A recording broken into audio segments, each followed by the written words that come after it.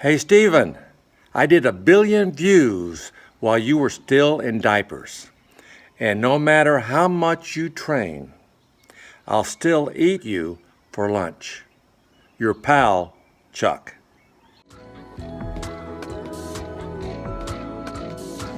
Hey, I like to box. Adrian!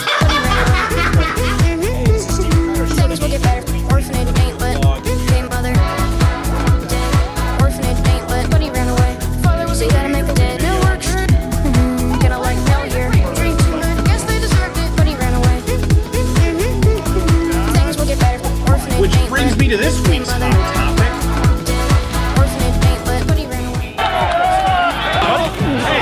Steven Crowder is a self-styled comedian. How'd you get into my house?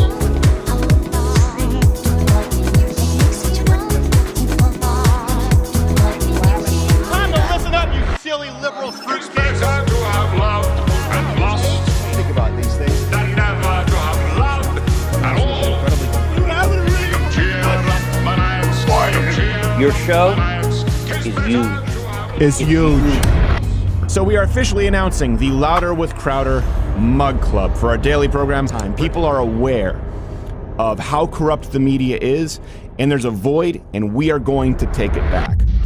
You're listening to Talk Radio's Strangest Animal. Time to have loved and lost. This is the Waterboarding Christmas Telethon Spectacular, and waterboarding has to be done just properly. We're stopping. Let's just start the water. Train, by the way, hashtag tonight is Crowder Hijack Shia. For those people Loved and lost. Captain John and never to have loved at all. The Federation Starship, come cheer up my nights. Come cheer up my nights. It's better to have loved and YouTube CEO Susan Wojcicki. Melt in your mouth. They look so cheery.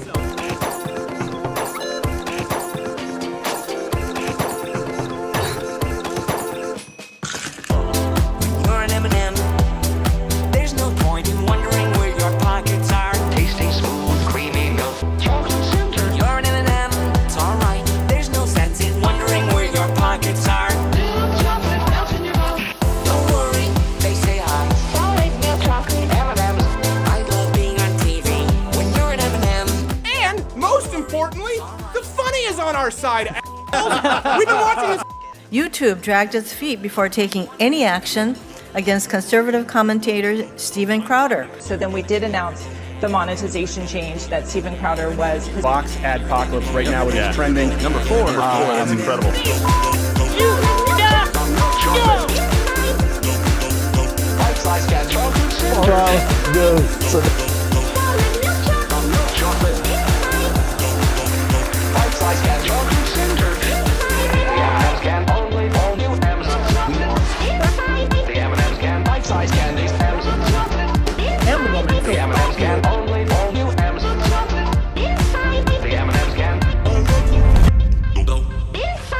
I'd say that's a wrap.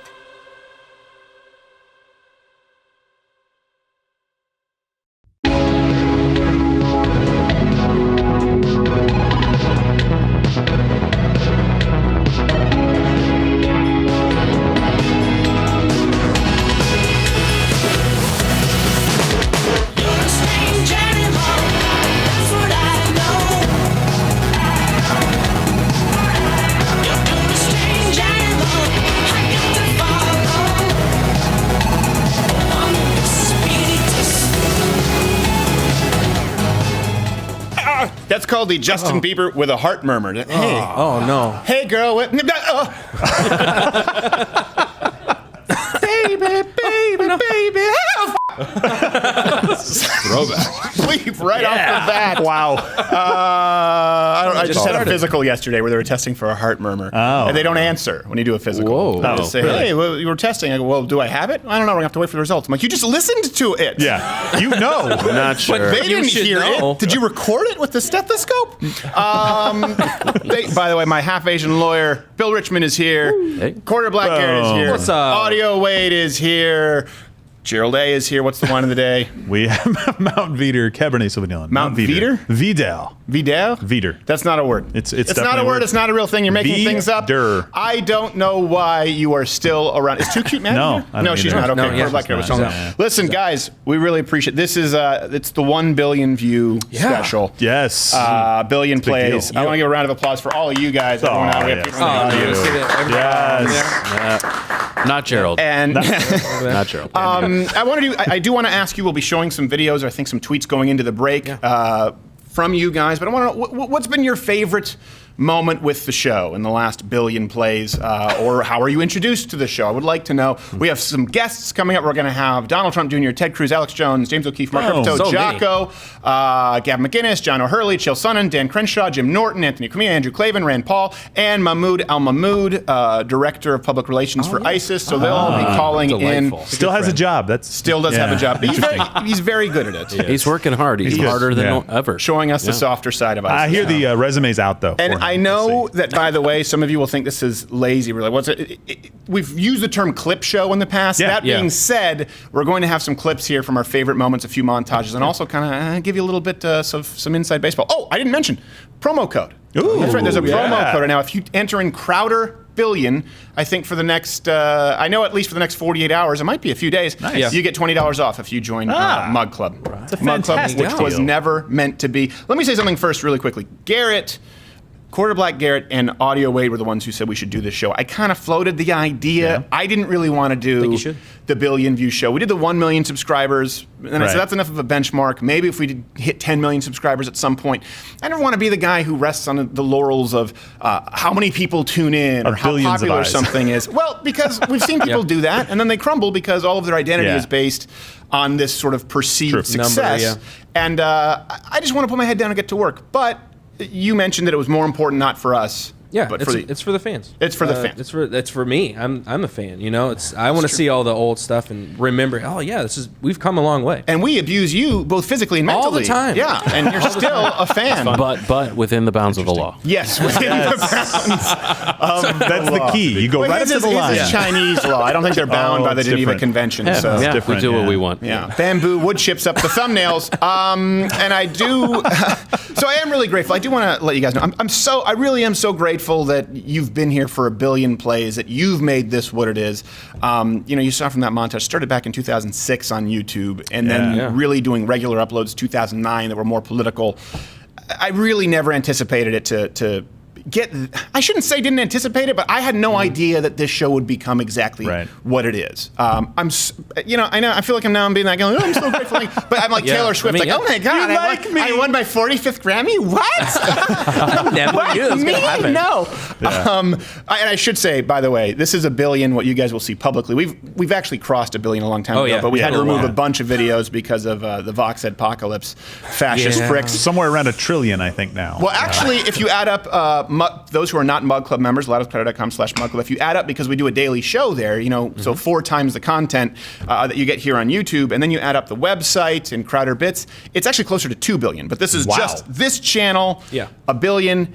After all the videos had to be removed, and still making no money on those billions right now. Right now, it's plus or minus zero. Yeah, okay, just making sure. Just at or above. It's a great business model, by the way. To be clear, there's some volatility in the market. So due to a certain component, we don't try and pick monetization stocks. We play the long ball, and I assume that every 10 years we zero our money. That's not a good strategy. I feel pretty good about it. You might need a money manager. But the good thing is, my finances are unaffected by Corona. Oh, well, there you go. There's some stability there. Invest in silver. Trade-off. Mug Club. But in kind of talking, let me kind of give you a little bit of a brief for people who don't know. I started off as a stand-up comedian and actor, and really my first foray into doing more political videos was 2009. I did work with PJ TV, and then I was with Fox News for 4.5 years. And they didn't really, and God bless them, the person who's the president at Fox News now, Suzanne Scott, I have nothing but good things to say about her. She actually, back then, she was a VP, would go in and advocate for me. Oh, nice. Because all I knew when I was at Fox was that Roger Ailes hated me. He thought I was horribly unfunny. Every time you rejected him. Yeah. But then I found out that he hated Norm Macdonald, so I took it as like a badge of honor. Oh, Maybe by That's proxy. good company. No, Yeah. he hated me for valid reasons. He hated Norm Macdonald because he was crazy. And Norm Macdonald didn't pass the twirl test. It wasn't the best. Yeah, that's a tough one. He has a good angle. He's always shot from the right. And Suzanne Scott was the one who went in and advocated for me. With Fox News, they didn't know what they wanted to do with me. They just knew they didn't want anyone else to have me. And so I wasn't super happy there. Like, I was being paid, and I'm very grateful for it. I was appearing a few times a week and writing articles. But I always wanted to be doing something like this. And so after that, this show that you're watching right now really just started off as a terrestrial radio show out of Detroit. And I went with them because I said, let me own 100% of the rights. Yeah. I didn't make a dime on terrestrial radio for a long time. It got syndicated out to a bunch of markets. And then we started learning how to operate a TriCaster and broadcasting from the den. And it just kept growing and growing and turned into, what it is now. So I say this because sometimes you may have dreams, and if you're inflexible, you think you're giving up on them. This is so much better than anything I could have anticipated, and I am genuinely grateful to be able to do this. It's a very, very hard job. It's a lot of work. But I do feel blessed to be able to do this for you guys, and that you have rewarded us with 1 billion plays. And because think about it, 1 billion plays is worth nothing if not for the people watching it. Right? Yeah, absolutely. Yeah. Like 1 billion. Scroll over it like on Facebook, and it counts as a play. That's right. So that's the amount of people with coronavirus. That's not soon true. enough. Almost not there. True. You know what I'm talking about? Not you true. and your secret bioweapons facilities. But we have toilet paper, so apparently we're going to be safe. Yes, we'll have barter money. And does anyone have, before we get into the cinematic opens, any of your kind of favorite stories as far as... If I can jump in here, I know Bill might want to. Do it. So, a lot of people don't understand success was never guaranteed in this. And in fact, there were a lot of moments that you had throughout your career where you were like, I have no idea how this is going to go out. And I remember one specifically, I can laugh at it now, but I felt so horrible. We were having dinner, I think, or lunch, me, you, and Hillary, and we were talking about like, yeah, man, should I keep doing this? Should I not keep doing it? I was like, look, if you ever, maybe if your videos don't get like 85,000 plays, you should maybe pick another career. And you just like looked at me and you're like, 85,000 is actually pretty good. Yeah, I remember. You were trying to lowball. Oh, God. Like, oh, yeah. Oh, 85,000. Yeah. Oh, it was so funny. But I mean, that at that point, you had no idea. Like, you had a desire for it and a passion for it, and you knew you could do something, but you had no idea how big it could possibly get, and you weren't assured of success. No, but back then, or really, money at all. That's also something that I really love seeing. Is now there are so many younger people who are conservative or leaning right. Back then, and that's also we'll talk about our top 7+1 loudest crowded controversies over the years. See if you can guess which ones they are. But that's what allowed the Young Turks to go after me and really smear me back in the day when I had 30, 40,000 subscribers and they were big. We didn't have the ability, we didn't have the firepower to correct the record. So it was tough. There were no conservatives out there. It was when edgy atheism and liberalism dominated all of YouTube. And it's amazing how things have changed. We don't know where we're going, but it really is. It's been a crazy ride when you think about this. Yeah, absolutely. So one of the funny stories that kind of the moment that it hit home about kind of the war that you've had to fight with some of the folks in traditional media was one time I was on vacation. We were doing a copyright battle with Mashable, and they were insisting on trying to take one of your videos down. And I'm at a resort in Mexico trying to deal with it, and we ended up getting it resolved. And keep in mind, for those who don't know, this was back then. It was a manual thing where Bill was actually filing paperwork to counter a false claim. Right. Not like They've changed it now. Yeah. We're like saying, hey, you're going to do this, you got to come sue us. And then we're contacting YouTube and we're trying to fight through that system. And that was the moment that I really realized. I was in a hotel room at this resort in Mexico, and I was thinking to myself, oh, what Steven's been saying about the war and like how this is going on. And I don't mean war in the sense of, what our soldiers are doing and what our troops are doing, but I mean in the sense of the war for audience, for eyeballs and ears, and knowing that there is a place for comedy and conservative, Yeah, and we were. I mean, that's how we met. Was actually a man who was a groomsman at my wedding. He's a Harvard lawyer, but I was like, hey, you're a lawyer. And actually, Ben Shapiro negotiated my Fox contract. That's right. Hey, you have a good last name for a lawyer. And I remember our buddy. He said, well, this is not the kind of law I do, but you might want to call my buddy Bill. Was it Engadget? Gizmodo. Gizmodo. And that's where the article came out that someone who worked at Facebook, long before the leaks with James O'Keefe in Project Veritas, someone just leaked this memo that was at Facebook that people were basically putting code into pages to throttle and shut down some pages. And it was this was Ted Cruz for president, Fox News, Breitbart, the Chris Kyle Foundation, and then me. You're like, what? And I was like, expect a Muppet to sing one of these things is not like the other. And, and I was like, hey, I don't want to overblow this, but I sent it to Bill. And I remember I was at a hotel at that point. Yeah. And you just called back. You're like, yeah, this is not not good. I'm reading this. It's not a conspiracy. It's right there. And I remember looking at the other ones, and I'm like, I know all these other ones, but who is this guy? I was like, at the time. That's what was so weird because we were targeted when we were so much smaller. Yeah.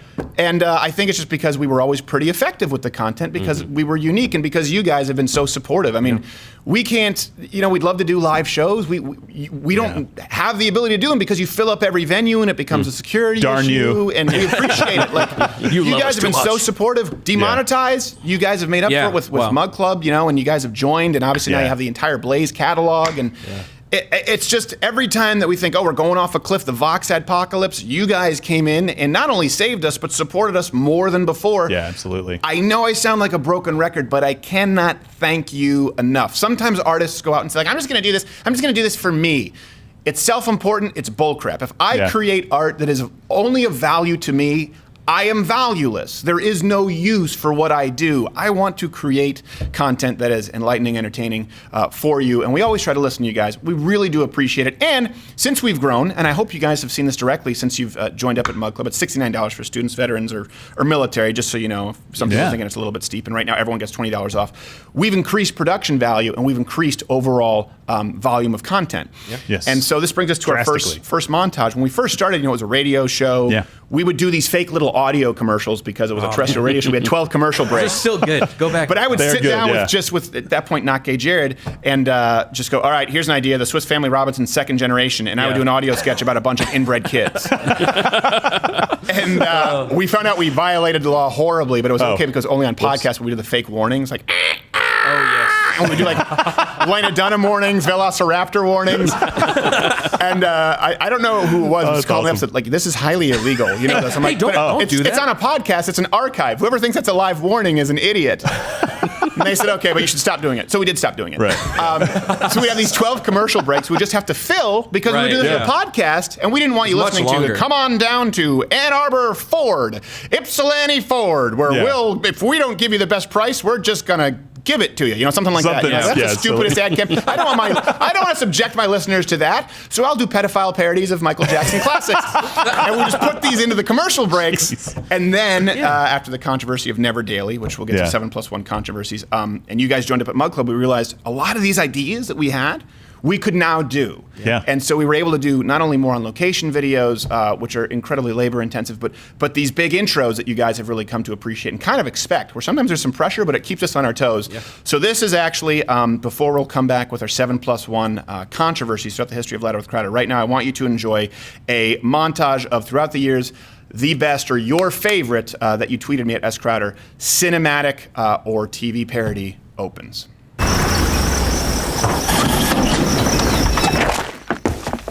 Who's the head honcho around here? I am.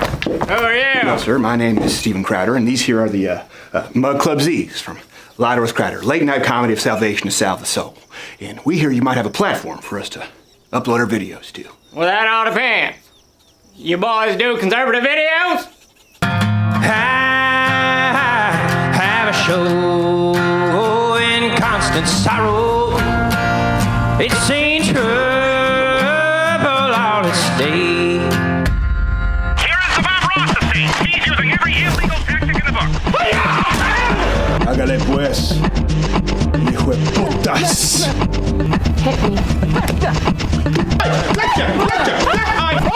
Hit me. Drink it, you cis scum! These are my beloved tumblers. Back then it was mostly just me uploading short videos, me talking to my camera.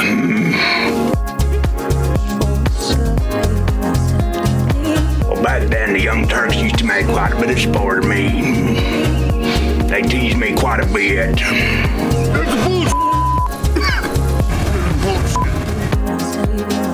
How many subscribers you got on YouTube, son?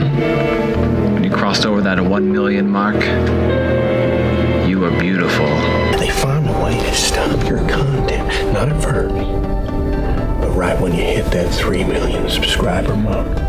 You'll never hit 4 million subscribers. I will hit 4 million. I was always going to hit 4 million. I see not funny people on cable television. They don't know they're not funny. We were demonetized before that broadcast even went live. So what happens? Cenk Uygur gets direct support from YouTube, and what do I get? A one-way ticket to demonetization bill. It's already been manually rejected for monetization. There's no way they could review it that fast. It seems that the YouTube algorithm has advanced beyond all comprehension. Tell me you have some good news for me. Right now, Captain. They took out Gavin. Frigga, you got ambushed. Ben Shapiro's gone, and it gets worse. How can it get any worse? Over 600 videos on the channel. All of them restricted in less than 12 minutes. YouTube's new policies had been so secret. No email notifications had been sent. Throughout my years, I've come to realize there are 7 words you cannot ever say on YouTube. And these words are retard, chink, tranny, faggot, fag, fig, and Mexicans. Yes, today, those are the words. And Mud Club might be even more necessary than ever because YouTube has become a liberal shithole. Let me show you boys how a real lady does. I hired myself a half-Asian lawyer. Gina. Gordita. Come on, baby. Some people think he's half Mexican, he's half Asian. Thanks to our funding from Mug Club, those false plaintiffs have pulled their hard strikes again, right on time. To the second. They always do. I fight them for you, and we win every time. I hear you boys ordered a half-Asian ass-kicking. Half-Asian lawyer Bill Richmond! Half-Asian lawyer Bill Richmond. I don't want no GoFundMes. I don't want no Patreons. There are too many damn whiny conservatives on this platform. $10,000 for me and my half-Asian lawyer Bill Richmond by ourselves. We decide what gets heard or seen on YouTube. Our jihad is already won. Yeah.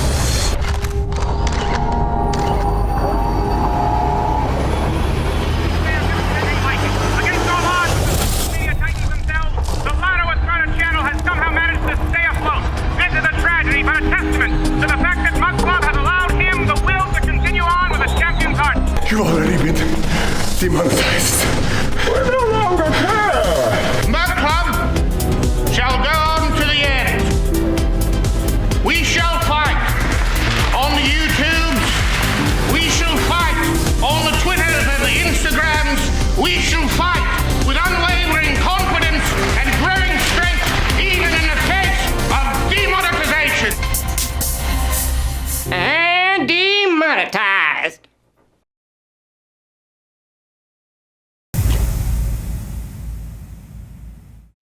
And there we go. Now, it's not Awesome. only a clip show. It's not only a clip show, but Not there's all- some of that. no. You Yeah, know, a little bit. sometimes a billion views, you take a break. You do that a little. Gosh, Oh my you gosh. just look back and you're like the volume of how many days and nights that we've worked on these. Yeah. these So segments.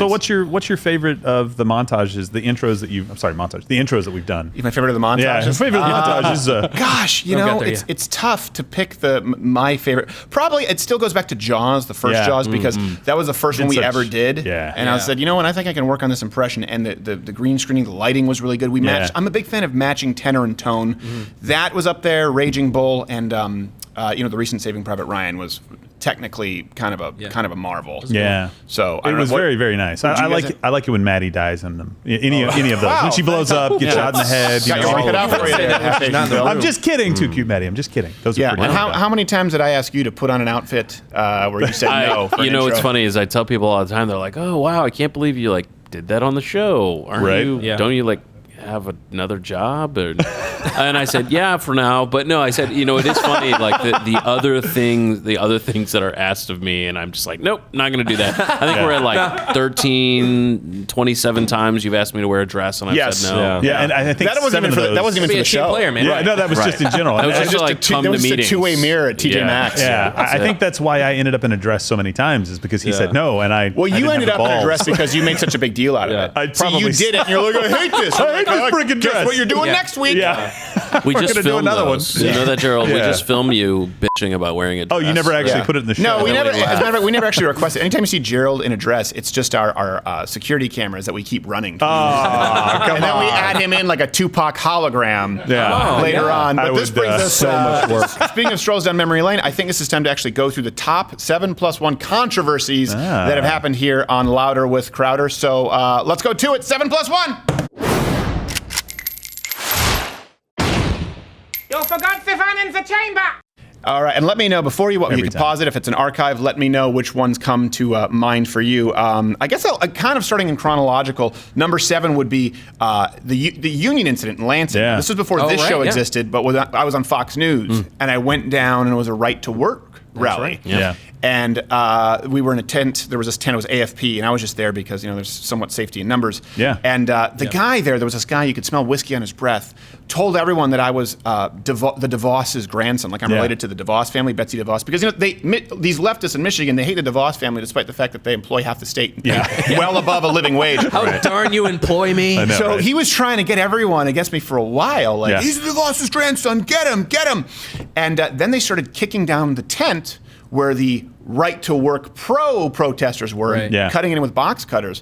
And this guy tripped over a tent peg and I got just sucker punched. You guys have probably seen this. People often send it like on Twitter, like it bothers me. Like, I remember I was punched. You do realize I uploaded that. That's the only footage that you guys have is our upload. And the reason that was a controversy though was because the guy fell, got up, punched me, and then I just sort of walked away. And then the rumor started, and it was the Young Turks, I believe, who started it, that I had shoved him first. Right. Because, when you shove a guy, he falls this way into you.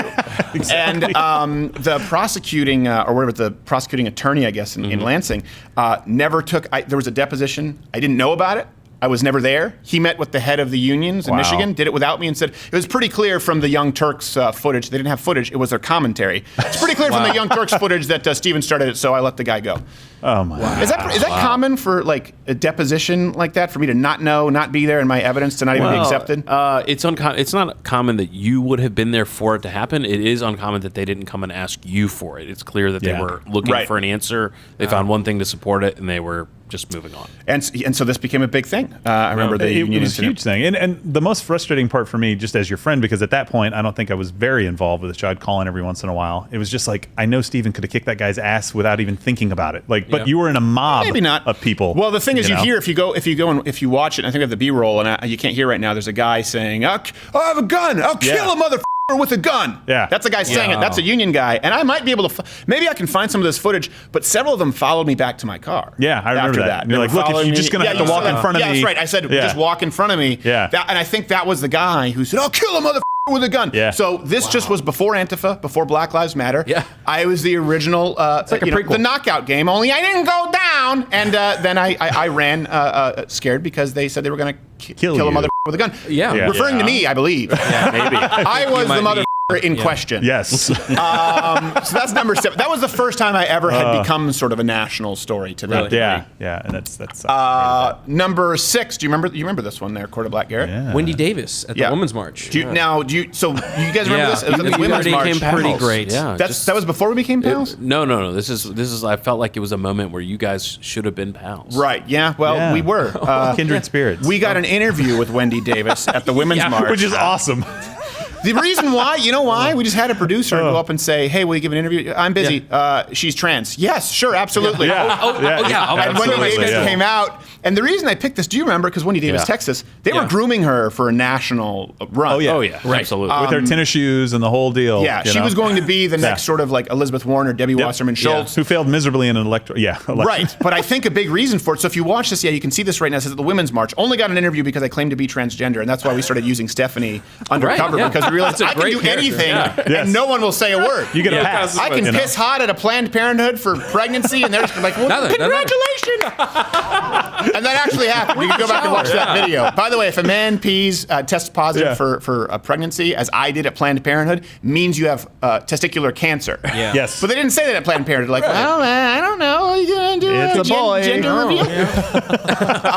But with Wendy Davis, there's a moment right here. Here, we'll play this right now where you can see it. If you see, my hat blows off in the wind, and my wig shifts. And I thought, this jig is up. This is done. No. And then she's just like, oh, I said, oh my God, I'm so embarrassed. And she's like, that's okay. It happens to the best of us. I'm like, it does? I put it back on. And then so funny. She never won any sort of elected office again after that. Because I think that if she were to run for president or even some national office, like, yeah, okay, well, we do see your record. We do see this pamphlet on the issues. Is this not you with a fake tranny at the Women's March with his wig and cap flying off, discussing economics? I quote, economics, Miss Davis. And there were all these articles about it and how it was misleading. And that was one where it's like, yes, it was. We'll own that one. That is the purpose of Undercover. No question. Oh, that's awesome though, because you can put her in a corner. She can't do anything against you. Like the whole wig could have come off. You could have started talking like a man again, and she'd just been like, I can't not believe you. I have to believe you. If she questioned it, she would have been done. Oh yeah, there's just they give you all kinds of cover if you just claim it. Because they say, well, you know what, you're a marginalized group. Okay, I guess that's fine. I can just go out and commit felonies. There you go. They're cute. Whatever. Number. We don't have these numbers. Is this number 5? Yeah, that's right. This is number 5. This was, and you were with. I was working with you at this point. This was Undercover Antifa. Yeah. And this was one where it actually led to the arrests of people, It did. which is funny because the media coverage said no arrests were made. Right. Not only were arrests made, they were made based on the weapon that was handed to my producer on camera earlier that day. We went down. There was a Ben Shapiro show in Utah for people who don't remember. And you didn't go with us, right? No, it was before my time. It was had you worked intermittently with us? Maybe. Yeah. That's right. I came and worked in before. And then you came back. Came back later. And I know my dad went down with me because most people didn't want to go into this quagmire. And obviously Not Gay Jared was with me, and we went down, and they handed Not Gay Jared. We thought it would be funny. It was a goof. It really was. And then they hand him an ice pick. He's like, oh, this is not a goof. A taser and a knife. I'm like, just hold on. I'm going to go get my sawed-off shotgun. He's like, Yeah. And Jared has it was a really jerry-rigged earpiece. It was an iPhone with like a headphone thing. So all I hear is him going like, they're giving me knives. I'm in the car with my dad. What? They're giving me knives. I'm like, what? And I'm sure if they heard his earpiece, they would just hear, did you just say they're giving you knives? Oh my God. And then he goes, oh, they're going to get a sawed-off shotgun. They're going to get a sawed-off shotgun and a K-bar. Did you just say K-bar? I'm like, yeah, okay, you have to. He goes, you want me to stay? And we go, you have to get out of there, Jared. You have to get out of there. And then we hear, I don't know. Okay, hold on. Hey, guys, I got to take a shit. And he just left. But just for us in the Which was not unusual for him. No, not at all. And so then after that, we're thinking, I texted Ben Shapiro, well, thank you. And they were trying to stab me with a K-bar. I'm like, you're welcome. Just saved your life. No, I did. I did tell him, I said right away, hey, be careful. He came in the back way. And then we were dealing with the local police right there. So the local police said, what do you have? Do you have this footage? We said, yeah, we had brought in our laptops. Yeah. There was local news there.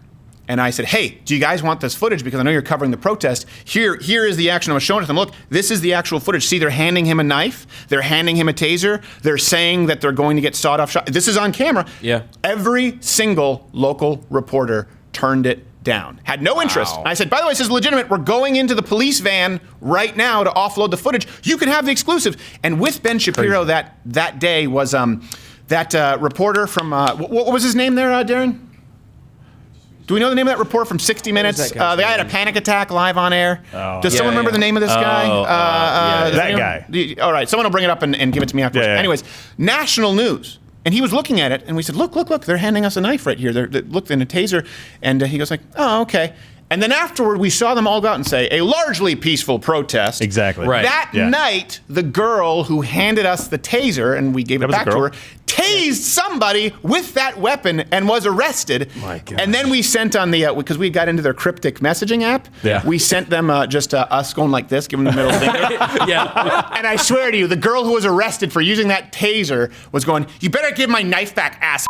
Are you serious? I'm in jail. When I get out of this cell, I better have my knife waiting for me, or I'm going to sue. Give me my evidence back. Good luck. Yeah. That's when Antifa was basically, peaceful. Everybody thought they were peaceful. Everybody thought they were. You guys turned into like undercover journalists there. Yes. And it wasn't just that he was going back to get a shotgun. It was, I have a fallback position. If things go down, we can like fall back to my car. I have multiple guns there. Right. We're like, what? It was this like peaceful protest. It was like, was it in Patriot where you're running back and then the people, or in Robin Hood where then they come up from like the dirt trap. It's Exactly. like, surprise! Only it's, Gotcha. people in bandanas who are gender non-binary. And the guy who turned the story down is, let's see, Dan Harris. Dan Harris. Yeah, the little- What an asshole, right? Yeah, the 10% happier guy. Yeah. He talks Yeah, about there you go. meditation and all that stuff. And then that girl was arrested, and I was this was something to me. I learned, and the reason I picked these initially, the union issue and this, I learned really quickly that the media doesn't care about truth. No. They really, really don't. Yeah. Listen, you can argue, okay, some people on the far right are aggressive, and then some people on the far left and they're fringe. But they weren't arguing that. Like I said, they were arguing Antifa as a peaceful organization, like Vox. And they're anti-fascist. That's all it is. Yeah. It's a crime. It's a serious crime. Serious crimes were committed. People were arrested, and it was not a peep. So thank you guys so much, because we got tens of millions of plays on that, and it was covered. That never would have happened if not for Mug Club, because we would have never been able to afford going out there and bringing a crew, and certainly would have never been able to afford uploading this and having the staff to do it. Like, that's something that I think changed the view of Antifa. And we didn't go out and sort of champion our own cause saying, hey, we're the ones who exposed Antifa, but it really was the first undercover sting that showcased them to be not only as violent as they were, but the top story was the fact that the media wanted it to not be a story. Exactly. They don't want anything. This next one is very much, this is 3? Four. It's when Bob Ross. This is the Bob Ross estate. Oh, man. Yeah. This is when we tested the retainer. Yes, you did. Bill Richmond. You did. Now, Audio, you were new here, but when did you start watching the show? I started, so I think the first thing I ever saw was the Undercover Muslim Bakery. Oh yeah, that was right. That was just me with an iPhone. Yeah, it was. So I remember watching that and talking about the sting. Like it was sort of like an undercover thing, but it was also funny. It was so, and talking about what we were talking about earlier, it was so different from anything else that I was seeing, because it was obviously like a right-wing video, but it was entertaining and it felt like news, but it also was. We weren't looking for a lawsuit. We were looking to entertain people. Like, hey, look at this. Like I was very clear. I was like, hey, I don't think Muslims should have to bake a penis cake. Right. But you do. That was the point of the video. And I used to have. And this is what I appreciate that, because I used to have all these conservative, and I think they approach you now with like, hey, you know what? You have a case here. You should sue. I'm like, first off, I'm not looking to sue. I'm looking to create content. Now, in the case of our show, let's say we're throttled, we're unfairly treated. Different. That's where if you look at the options of being litigious, but we can't just go out looking for controversy and suing. We always seek to create content. And that was the Muslim And the bakery one. hypocrisy was so funny. Yeah. It was especially at that point pointing out that little culture. It was all about that bakery. Yeah. It was a perfect time to drop that. I remember just the balls. So The Muslims were very friendly in saying no. You're right. Yeah, can you bake a cake? Yeah. I'm like, and two men, and then they're holding hands? No. No. So did you see the Bob Ross, the original one? When we I don't think I did. Okay. This is the greatest. It's the greatest video ever. Well, this is a good example of, we were doing a 3-hour show. So this was back when it was a radio show. And it was bizarre. The first Bob Ross sketch, you can just see some B-roll here a little bit, and then you can go and watch these clips, and I'll actually toss to the final clip. So it was just an idea. This was in the middle of a 3-hour show. We didn't upload it as a clip, I don't think, for a while. Yeah. It was just, hey, let's do a Bob Ross. It might have been after Charlie Hebdo. I'm not sure. I might have just wanted to piss some people off. It had been a while. It had been a while. And so I figured I was due for I'm like, oh, that head is fatwa-less. I was about to say, did your fatwa expire and you wanted to re-up or what?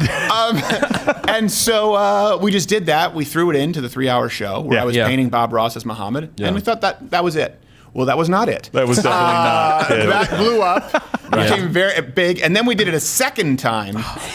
Oh, no, that first time, I remember Nick DiPaolo was on that show. God love him. Nick DiPaolo, one of the funniest people on earth, okay? Oh, yeah. But we had a thumbnail, and it's a picture of me, Nick DiPaolo, and the Muhammad painting. Yeah. And I just got a phone call. Sorry, the censor button today, but I got a phone call, ring, I'm like, Nick DiPaolo. I remember I was driving in downtown Grand Rapids. I was going to a coffee place.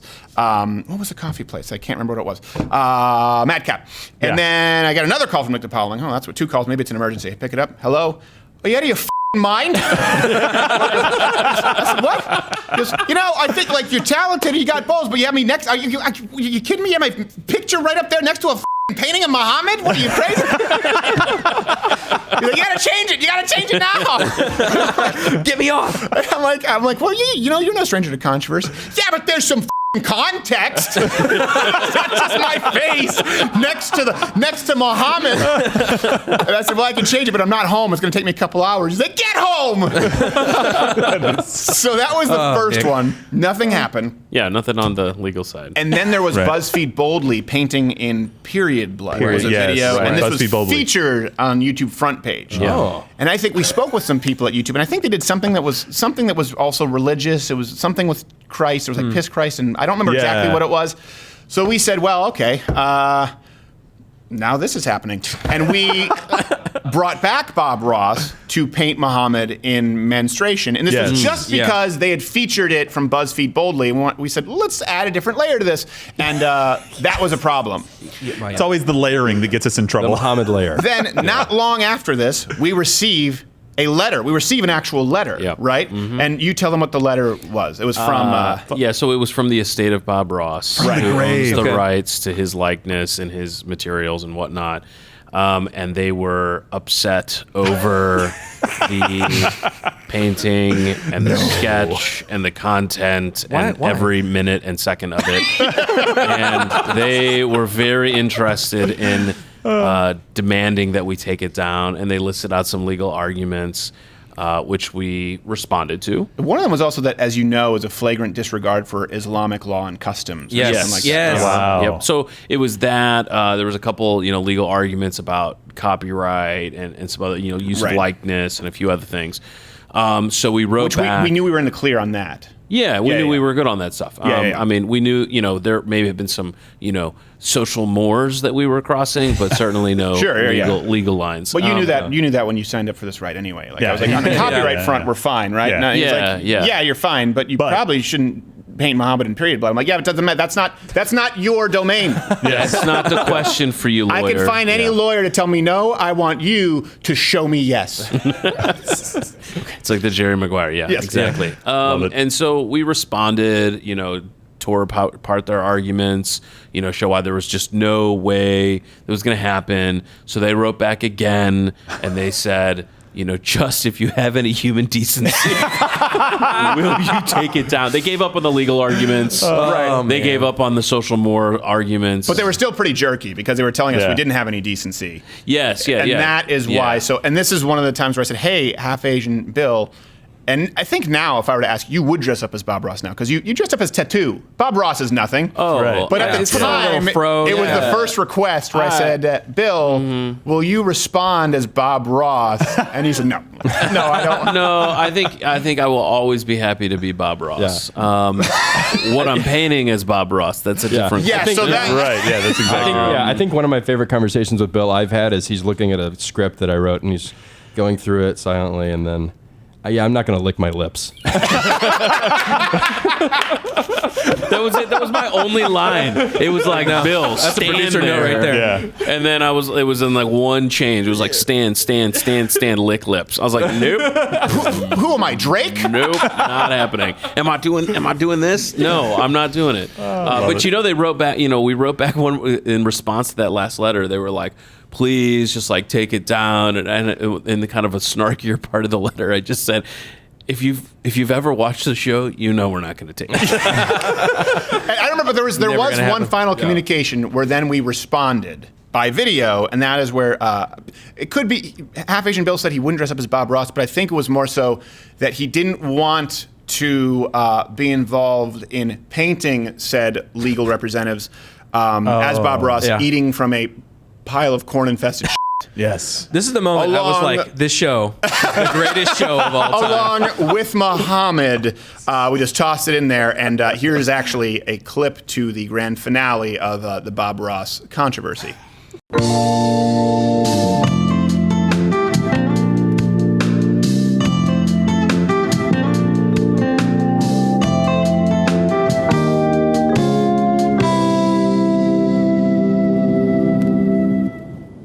Welcome back to the Joy of Painting. I'm Bob Ross. Now, painting can be used as more than just something that's beautiful to look at. It can be used to express oneself. Sometimes it can be used to express frustration, tranquility, or sometimes gratitude, as we'll be doing today, expressing gratitude in response to some passionate fan mail we've received. We have a lot of different viewers here at the Joy of Painting. Some viewers are policemen, some are firemen, and some are lawyers who we'll be responding to today, who have talked about this show with great vigor that Bob Ross is in violation of copyright law. So we want to respond to them and make sure they know they're welcome on this program so you can grab your palette. Today we'll be working with a lot of browns. A lot of browns. The beauty of brown here is you can mix it with any color and it's a different brown. Become a beige or a taupe. For our passionate lawyer friend, we're going to start by drawing a pile of shit. Just with little short strokes. There you go. It's a little, starts off as a molehill and turns into a mountain. Just a big old mountain of shit. And there we go. Just a valley of piping hot shit. We'll mix up some color, add some red in there. It'll make it a little bit more of a cocoa flavoring at that point. Give it some depth. And now we're going to move into portrait mode and paint our lawyer friend who sent us the fan mail falsely notifying us of a violation of copyright. And there's our lawyer. Like a gazelle at a familiar watering hole, bending over on all fours to eat from our steaming hot pile of shit. Let's draw a few lawyers. I'm sure with a firm they have some lawyer friends. I'm still going with brown.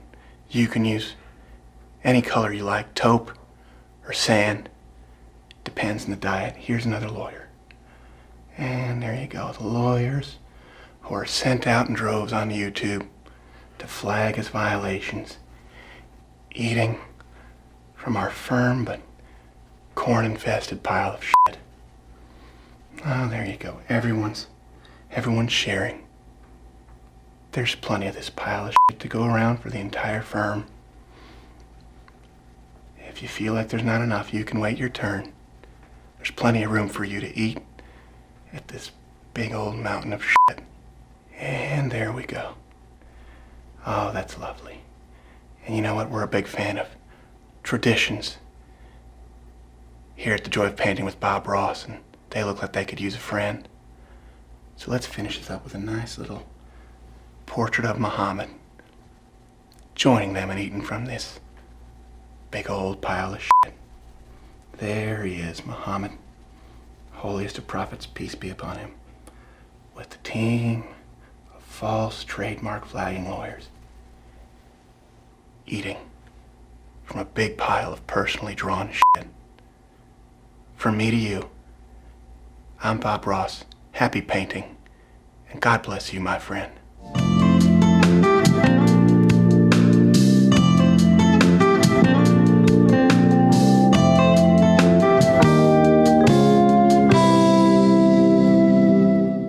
And then we never heard from them again. Yeah, no. Like I think at that point we are they knew not they the lost. sharks of YouTube, but we can be a puffer fish. In that, That is true. you bite us, you hurt your mouth, or even if you capture us and you kill us and you cook us up, we're going to poison you.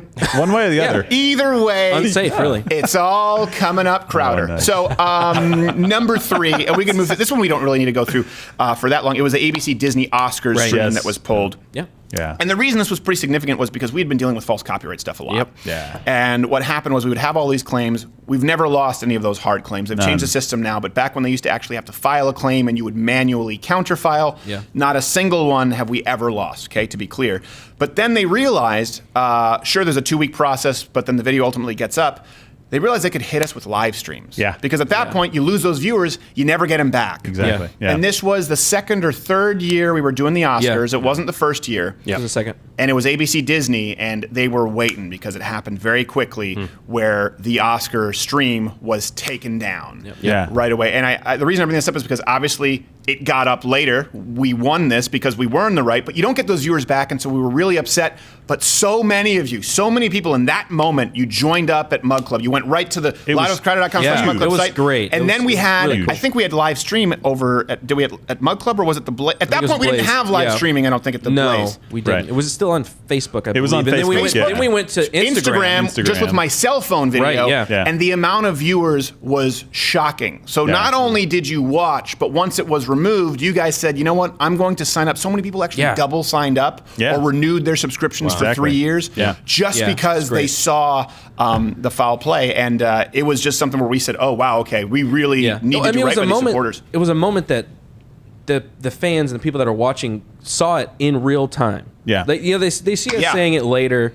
Or like, oh, we got this taken down. We're losing monetization on these videos, and that's something that's kind of like in the ether almost to them. Right. But they saw it in real time as they're watching our show, us get taken down. So I think it was a big moment. I saw it as the tip of the iceberg is where people are finally seeing what the problem is, and they actually had a moment to glimpse the entire iceberg. Right. Yeah. Not just the little part that they see when we talk about it here and asking for support for Mug Club. And the very best fans in those moments stepped up. And that's, every time we talk about Mug Club and what Mug Club does, like literally the show cannot happen. Because the only, we have no Patreon, we have no GoFundMe, because you see what they do with conservatives. We said we only want to be funded by you and a few select sponsors, which we'll get to in a minute. We've really only can I talk about the sponsors that have dropped us? No.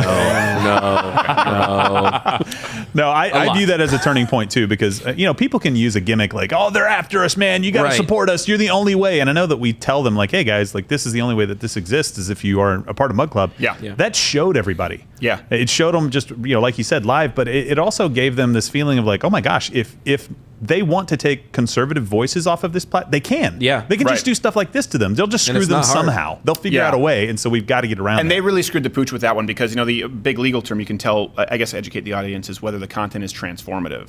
Right. So the fair use question is, are you transforming the underlying copyrighted content? And there's a few other factors, and transformative being one of the bigger ones.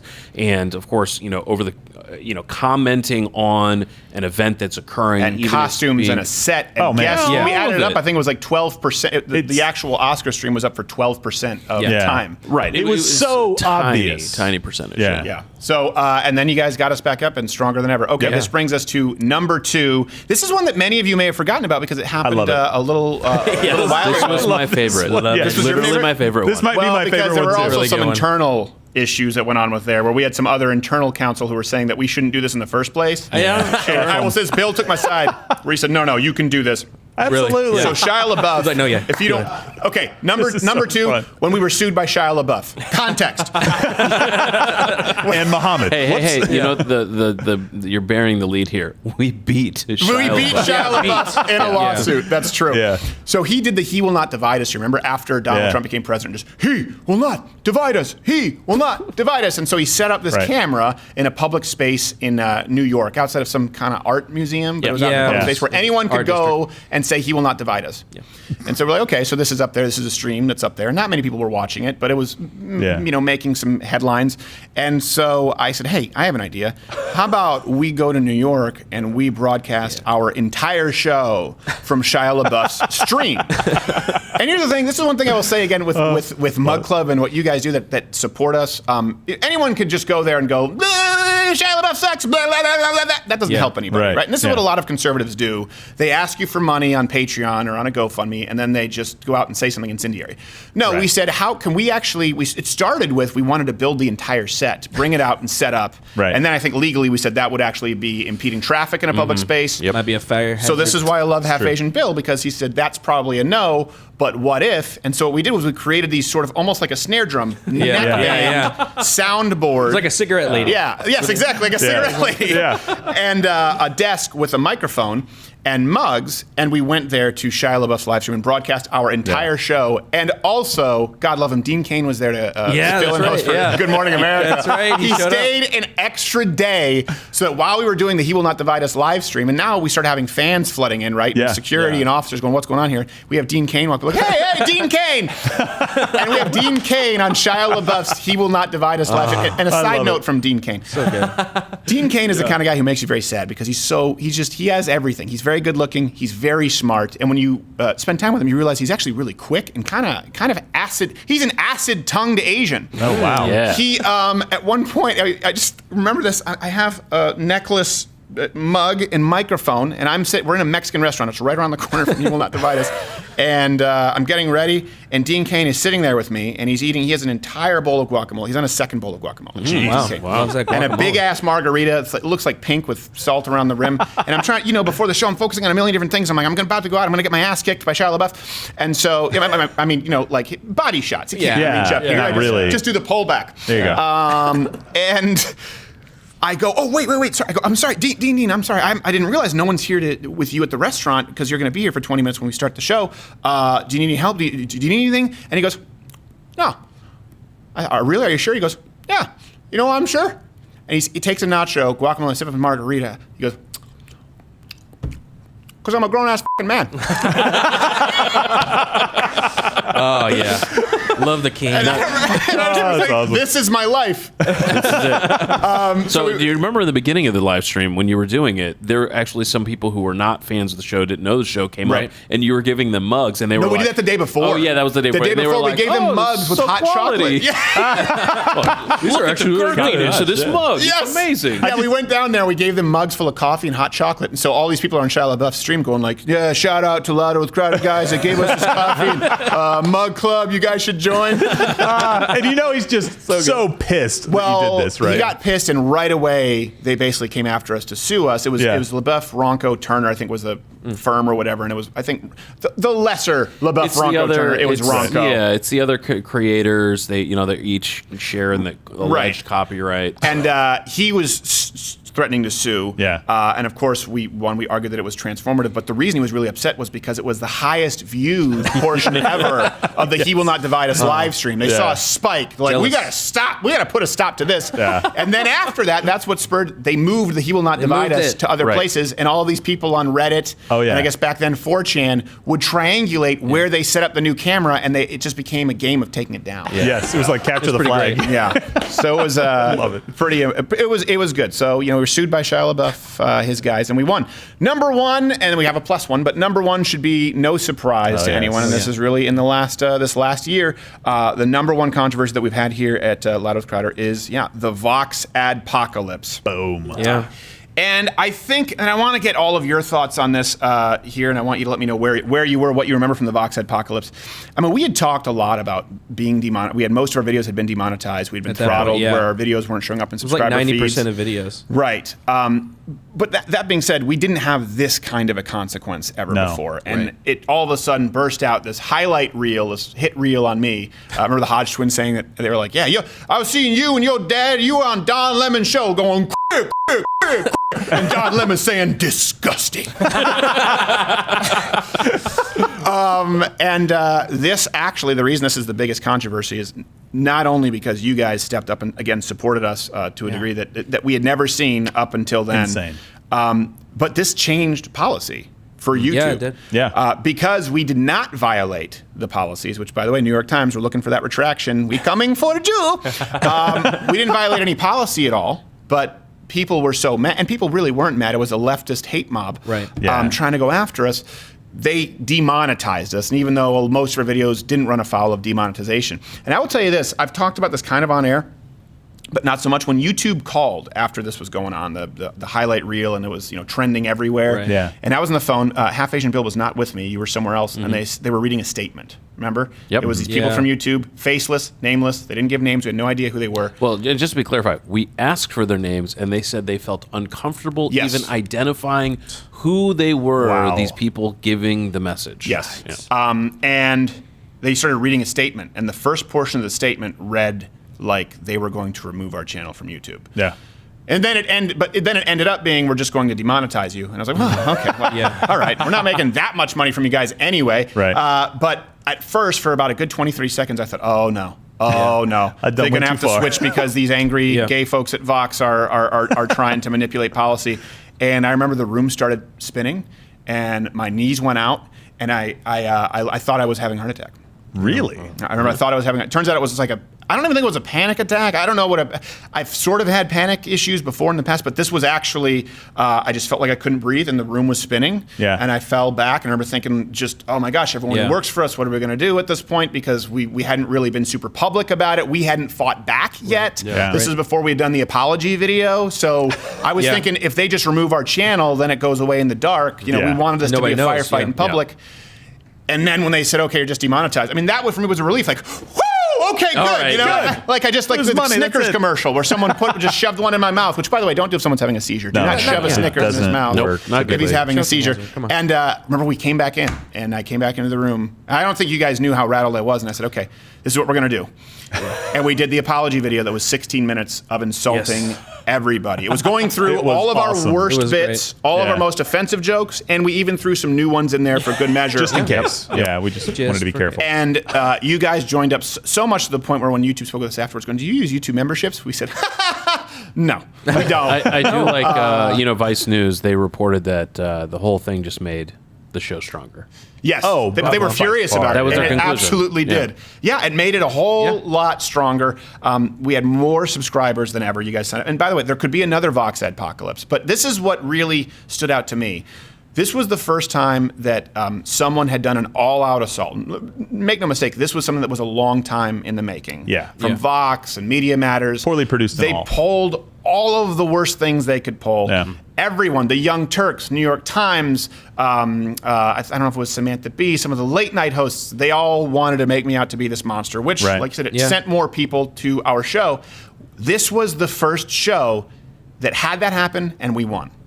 And we weren't deplatformed. And I will say this, there have been unjust deplatformings that we've gone in and we can't do it for everybody, but general rule is, unless someone is breaking the law, they shouldn't be deplatformed, okay? Right, yeah. But it was one of those things where I forgot what I was about to say. But go ahead. Well, I think this was probably for me because I was on the outside. Because a lot of people don't know I don't stay around the studios all day. I come in for the shows. We do prep and some stuff. Yeah. I was on the outside looking in, and I was really concerned because I started seeing stuff happening on Twitter before I got a chance to talk to you guys. I was like, oh my gosh, this guy's really going after us. And I wasn't worried that he was upset. I was worried that everybody seemed to be kind of like, yeah, this is a bad, big players were coming around him. I'm like, oh my gosh, this is like a concerted effort to try to take the show down. And not to mention that Vox was invested in by NBC Universal, which is one of the biggest media conglomerates ever. And they're the ones who put on the Recode conference where Susan Wojcicki was talking about it. Right. And Vox, they were behind her. Right behind her. They were framing it as though we violated. They consistently tried to frame it as though we had violated policies. And even Susan Wojcicki, to her credit, was like, they didn't violate policies. But it's borderline. And I hate the fact, obviously we weren't looking to change policy so that more content is borderline, and a lot of non-political channels were affected. But not only did our audience come to our defense, but also the entire YouTube community. And people who hate me, rightfully so. Yeah, I saw a ton of people that were like, I'm not even political, I don't watch political stuff, but I'm going to go become a mug clubber because this is messed up. Like, this is not right. I thought that the really exciting thing is that essentially YouTube couldn't operate under cover of darkness anymore with regards to their policy and how they were doing things. So the whole result of it was that people got to see more of what was actually happening, again, kind of seeing the whole iceberg. But then the other part was the number of times I've run into people, or like we were at the A&M show, and they said the turning point for them and understanding and like actually checking out the content was saying, okay, I saw the clip video, I've seen some of the tweets and the stories, I'm going to go watch this for myself. These are thinking young adults, teenagers, older adults who are all saying, I was like, I'm going to go check and see whether the news I'm being told is correct. So they went and watched the videos and came away thinking, I'm shocked I'm not already a subscriber. And they signed up for Mug Club. Well, I think three main points, actually, that I wanted to touch on. One was, I'm actually really grateful because they've already done their legwork in trying to find the best. So it's all out there. Just go watch the Vox highlight reel. There you go.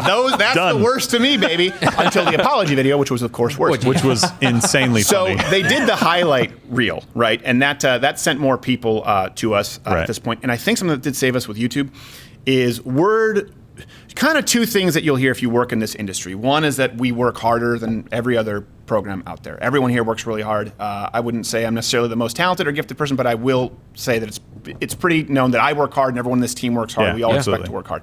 Another thing is people know that we have more subscribers than any other exclusive, over-the-top service out there, period. Yeah. It's well known that Mug Club is the biggest, period. Outside of pornography in the early aughts, you guys have signed up en masse to the point where if YouTube were to have removed us, still many tens of thousands of views would be on our response on Mug Club, and that would look even worse. Yeah. So I think that forced the hand a little bit where they were like, ooh, you know, if we remove this, this isn't someone who's just going to go away with a few hundred people who are doing a Patreon. These are a lot of people who are going to be mobilizing. And I think the reason that we weren't deplatformed was, and it wasn't just because of us trying to refuse to apologize. I apologize all the time when I'm wrong. Yeah. But we knew that we weren't wrong. And because of your support, we knew we had to do right by you and stand fast and stand by our principles. And so the apology video, rather than a lot of people who either apologize in a soft way or kind of make it about, please don't remove us, we did the apology video, which was, okay,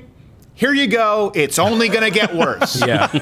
And no one had done that. What I love about this show. And what they missed is that said Vox guys' videos were so horrible, and that's what we were commenting on in the entire thing, and it just kept coming back up. It wasn't even the Vox guy. We did plenty of rebuttals. That also saved us. We did rebuttals to Vox where it didn't involve this guy. No, he was the incidental. videos that were coming out were so bad that we had to respond to them. Okay, and then that's the top 7. Then there's a plus one. This is one I will personally apologize for because I lied to you. What? I lied. Now, is this B-roll or is there a clip that we're throwing? clip. Okay. How long is the clip? It's 2 minutes. Oh, it's 2 minutes. Okay. So this controversy here, I will, by the way, hit the notification bell if you're watching on YouTube, because apparently, subscriptions don't mean a whole lot right now. Hit all notifications. And this is a good time to tell you, Crowder Bits is a channel where we upload other content, sketches, all that kind of stuff. And of course, iTunes, I guess that's Apple Play now. Podcasts. And Mug Club is the main thing. But I lied to you guys for years. Years. I used you and abused you when I told you that we were, and we #NeverDaily, that we were never going to go daily with this show. And I did so, and I would say that our exploratory committee was definitely never going to allow us to go daily. Full disclosure, I apologize. I was doing that all along, planning on going daily. And you deserve better. But you didn't get it. You got daily instead. And that's also something that a lot of people don't know if you're not a member of Mug Club. You only get a clip on YouTube, but people at Mug Club, they get Ash Wednesday, they get all kinds of stuff. So this is the timeline of the Never Daily. Okay, I apologize for this. I did it. I was wrong. I'm a work in progress. Proudly introducing the Mug Club. Louder with Crowder has gone daily.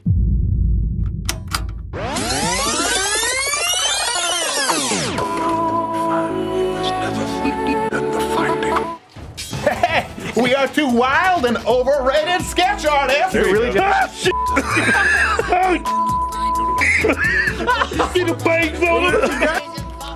Your screen's not frozen. I just wanted to mess with you guys. You'll notice it's very different. There's no standard intro for today's show. That's because this is the first installment of is bi-weekly every other week? I don't know if I'm taking your question. My girlfriend is 9. My girlfriend of 9 months. Thanks a lot for the small font, Johnny boy. I hope you saved a hell of a lot of ink ass. Looking for dead people. Jeez. Wow. Where? They send 14-year-old. This is Faces of Death. Is this Nazi Germany? Oh my God! She's forgiven her husband after he hired a hitman to kill her. So she's bad at picking out husbands. He's really bad at picking out assassins. Yeah. We don't want to be this. You made us this. Well, that just makes us enjoy. Well, just sit back and talk. Back kind of harkens back to the radio days, which is when you started following Quarter Black Garrett. Everybody, go blow it and don't blow smoke at me, you little bastards. I'm gonna smell it. Whoa!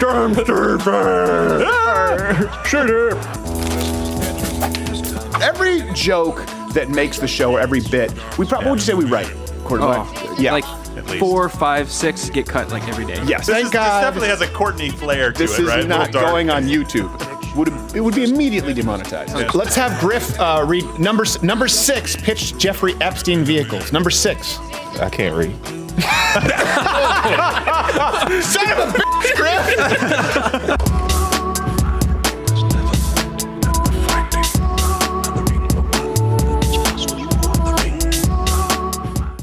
Hey, you know what? I'm actually going to make the first Thursday ever Ash Wednesday. Oh, man. What? Yeah, look at this. That's exciting. I like It looks like a nice cigar too. Is that No, a it doesn't. It looks like celebratory. poop. Is that It's a the fan- one that had the electrical tape as a band? It did, yeah.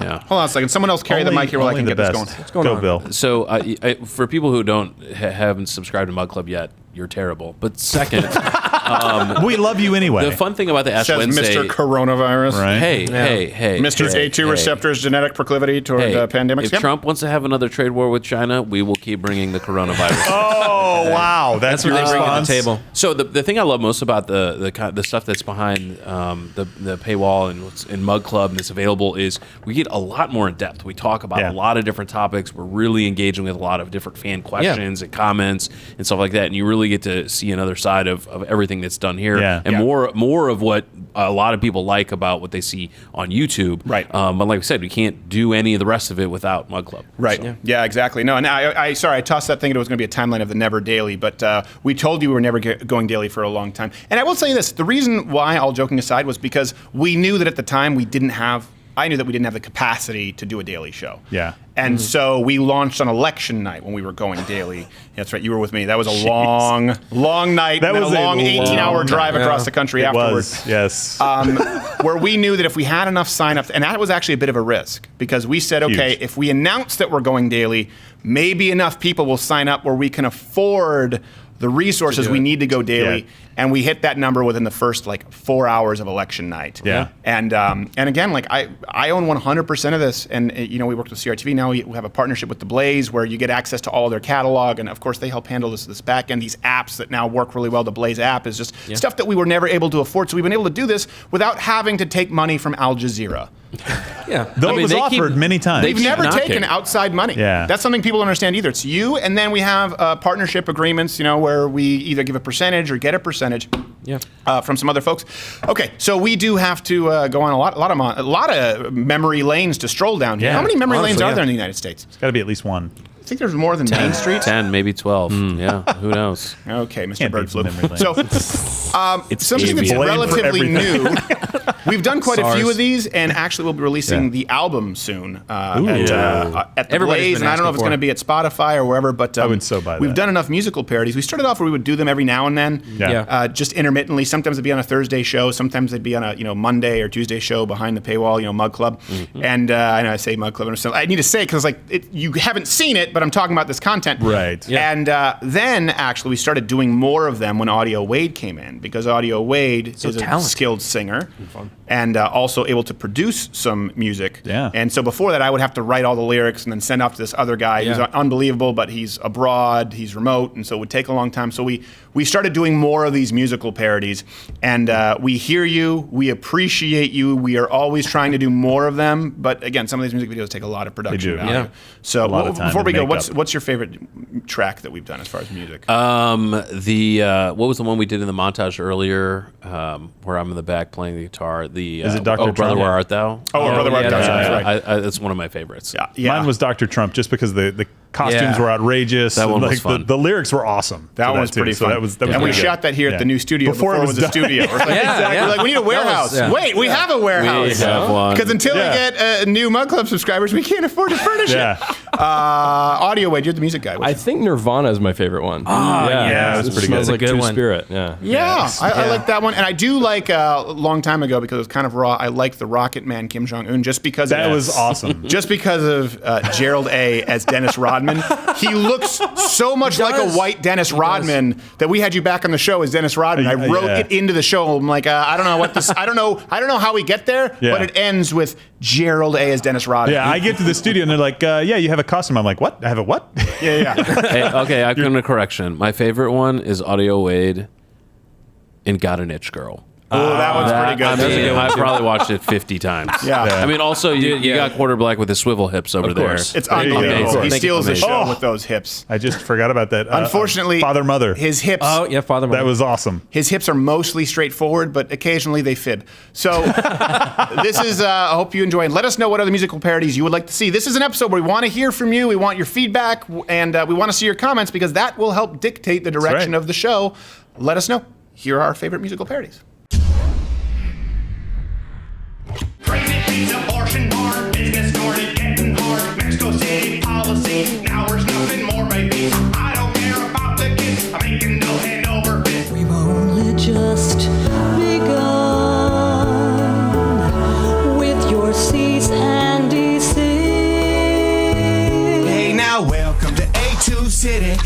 said, welcome to A2 City. Every place, everywhere we go. Yeah, they want try to ban our show.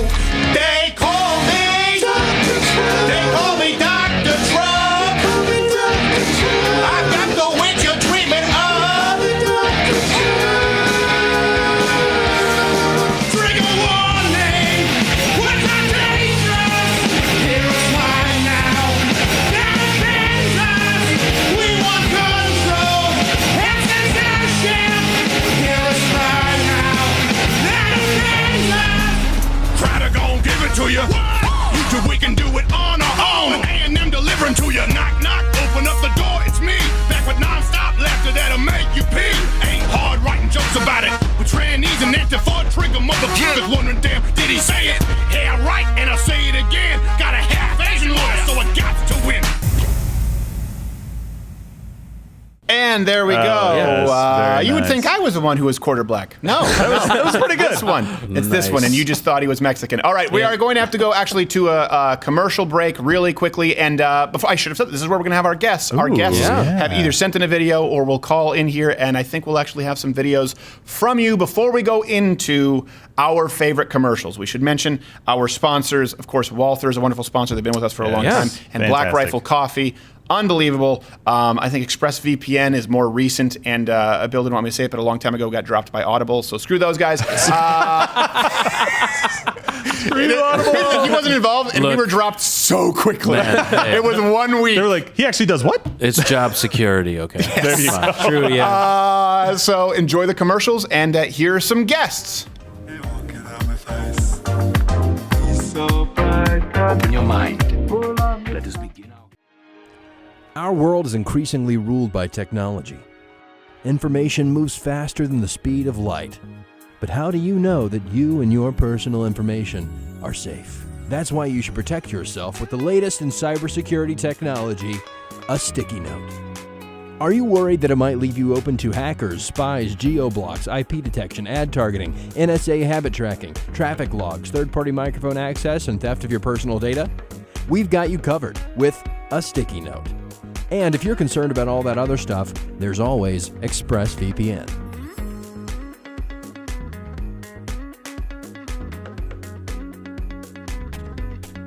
Steven, congratulations on an incredible milestone. When I first heard about it, I figured it was maybe a 1,000th episode, something like that, but 1 billion views, that's the real deal, man. I'm surprised that they're still allowing you on the platform, frankly. Well, it just goes to show you what you can achieve with a little bit of effort, ingenuity, and a small, rent-free space in your parents' basement. I suppose we all need our hobbies. Steven! Mahmoud here from ISIS headquarters to wish you congratulations on your 1 billionth murder. What do you mean, view? It kind of reminds me of an adage in the business, which is if you never leave the stage, eventually somebody will clap just so you go. Congratulations on getting 1 billion downloads or views or whatever. A grown man having your daddy call people to congratulate you and tell you good job. Congratulations on what I hear is 1 billion people that are now watching your steaming program, Crowder on Chowder. That's quite an achievement. Black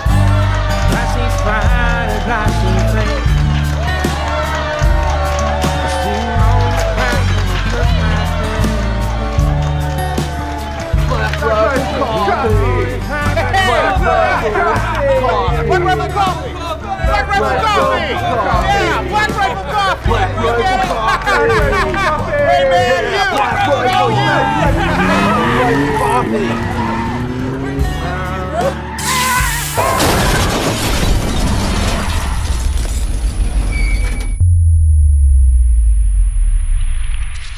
Well, the coffee is delicious, but you should still keep your eyes on the road. Really happy to announce our latest sponsor, Black Rifle Coffee. And the company does more than just coffee, by the way. They're veteran-owned and operated, and they actually still actively serve those in the veteran community today. So all of November, for every bag or box of coffee rounds that you purchase, Black Rifle Coffee will donate another bag to active deployed members of our armed services. And something else, unlike other companies who claim small batch or premium coffee, Black Rifle Coffee isn't roasted until after you place your order, which is really important. A lot of of people don't know this. Coffee is a bean. And like other beans and legumes, I'm not exactly sure what that is, a legume, but it goes bad. Right? So if you've been drinking stale coffee, taste the difference for yourself and support a company that has the best product out there and does a lot of good work. Go to blackriflecoffee.com/Crowder. And if you enter Crowder as a discount code, you'll receive 20% off your first order. Blackrifle.com, blackriflecoffee.com/Crowder. Almost got it. But now, you've been loud to over 1 billion listeners. This is crazy, my friend. But you know what? You are telling the truth, and the truth will set this country free. Congratulations, up to 2 billion. Woo woo. Congratulations from the Williford family. Keep up the good work and keep defending our rights. But I guess 1 billion is good. I mean, it means quality. All you need to do is look at a McDonald's sign to realize that 1 billion is the number you're aiming for.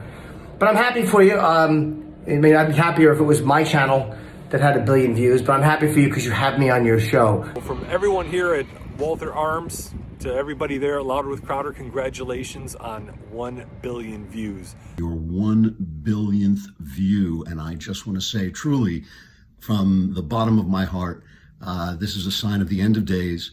I believe this is actually in the Bible. You were mentioned by name.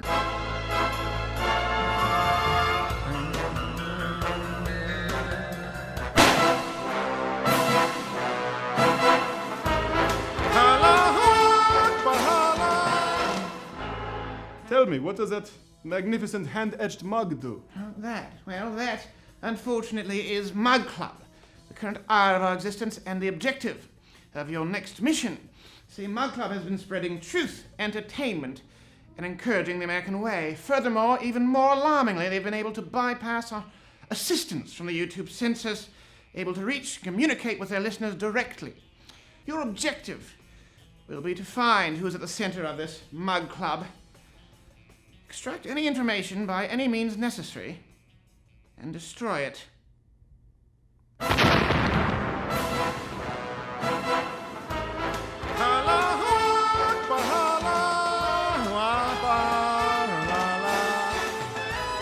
Stephen, congrats on 1 billion views. Just to be clear, that's not even a fraction of the world population, so it's... Steven Crowder, congratulations on passing over 1 billion views despite shadow banning, censorship, and all the attacks you've gone through. But I am here to criticize you. It's not a good thing to joke around and have humor. It hurts a lot of people's feelings and it can be confused. When you told me you were going to get to 1 billion views, I didn't believe you. But then you explained it was really simple. All you needed was a Russian bot farm, and you could have artificial views into the billions. And I gotta say, it is remarkable. Crowder's got 1 billion views. What a pile of crap that is. Only because he's paying Google off. Hey, Steven! Congratulations. Hi, Steven. How you doing? 1 billion? 1 billion YouTube views. I'm just sitting down here in my basement bunker.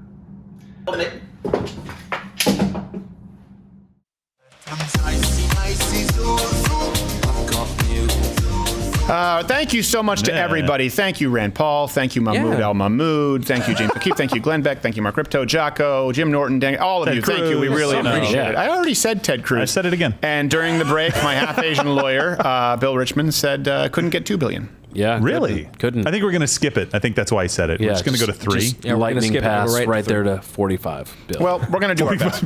And by the way, we are also going to do a special live stream live with your tweets when we pass the Young Turk subscribers because they've been. And then afterwards, we'll never talk about them again because you cannot punch down. And this is one thing too. When we say 1 billion views in this channel, like I said, it's closer to 2 if you add up Mug Club. The rest of it. This is with 1 piece of content on YouTube per day.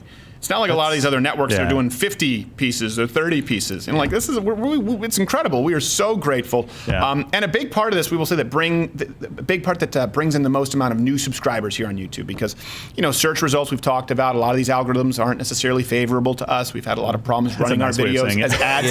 Well, the problem is how do we reach new audiences? Right. People search. Steven Crowder changed my mind for the longest time. I think they fixed. Didn't show up. Yeah. And then we were no longer able to run videos as ads. So it's just how do you reach new people? The thing that does cut through and helps us reach new people more than anything else are what we call sort of super videos. And these are videos where we go on location, like Antifa we've talked about. Yeah. And there are two really ones that stick out. Change My Mind is obviously within the last 3 or 4 years. And then a subsidiary of that, Crowder Confronts, which usually occurred because someone threatened to kill me at a Change My Mind. Right. Yes. So it's you 2 didn't start the fight. For 1. Double the Steven. But these super videos, what often happens is they go viral. They sort of become a news story as opposed to commenting on the news. You know, they became a news story in and of themselves. And that ultimately leads to more people subscribing to the channel. And here's the thing. I appreciate how much everyone out there understands is sometimes if you join Mug Club, we'll have like a week where we maybe miss 2 shows or something because so usually we'll pre-tape, but sometimes we can't. We just have to run and go do a hidden camera deal where we don't have 140-something writers or staff like Jay Leno has or 100-something like Seth Meyers have. We have 12 people here and I think 15 if you count part-timers abroad. And so we just have to pack up everything, go out and tape a super video where we can't do this show and that. And we would never be able to afford to do these super videos if not for you. I mean, to give you an idea, doing like the Change My Mind you'll see in front of the White House. That's getting 12 people to Washington, D.C., several hundred pounds of equipment, making sure that we have security when we get there, getting travel back, not to mention the editing software, food, hotel, typically for 2 days. I mean, you're talking about tens of thousands of dollars often to do these. And we wouldn't be able to do it if not for Mug Club. And I know it's one of those things that sometimes you don't see because these go up on YouTube, but Mug Club is paying for that. It's paying for us to reach new people because that cuts through the algorithms. And I can't thank you enough. We've actually shot a few that are in the hopper, and we're planning on doing more of these in the coming year. Coronavirus has made it a little bit tough. You know what I'm talking about, Half Asian Bill? Yikes. But no more China trip. Let's go right now to a montage of actually top moments from funded by you, on location, super videos. Thanks again so much. Hi, my name is Steven Crowder.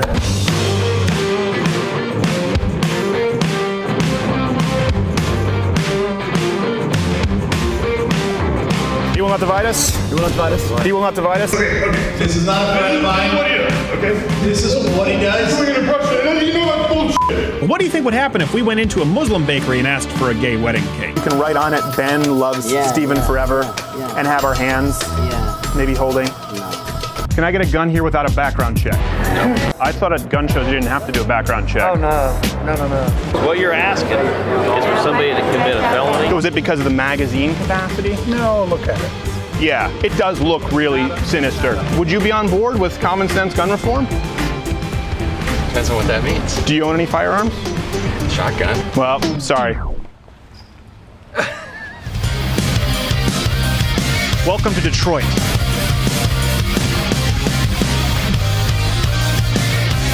We have a nice 2-story in the Detroit area. Cozy, rustic. You guys have papers? I need papers. He's gonna call ICE, you motherfuckers. Wait till these hobos get a load of me. The price of my walls, not a price that you're willing to pay. Yes, bitch, yes, bitch, yes, bitch, slay! Are you familiar with the term manspreading? We'll see what women think using our homemade apparatus. I get why men sit like this. Yeah? I'm not shocked by it. I've decided to go through the socialized Canadian healthcare system to show you exactly what it's really like. This is triage. That means we wait and we get judged by the nurse and decide how important we are. But there's a private clinic. Would you like to pay? Wait, hold up. A government employee recommending a private clinic? Take the knife. How much? Thanks. We got 2 AKs coming. Matt McDonald here with Fox 13 News. We've been tracking Antifa for a long time. He was just down there at President's Circle and they were handing out sharp objects to stab people with, said they had someone coming with an AK. Why did it take 2 late night hosts, comedians, to find this out? We took a hidden camera to an abortion clinic in Colorado where late-term abortions have been legal for years to show you exactly what it is that they, we, and you are talking about. This woman was going to end her 32-week, that's 8 months, her 8-month-old baby's life. Nothing wrong. I mean, there's nothing wrong with my pregnancy. Like, I know my husband the whole time was like, you're gonna regret this. Like, you don't need to do this. Like. Hi, I'm Stephanie with all the frequencies of a feminism.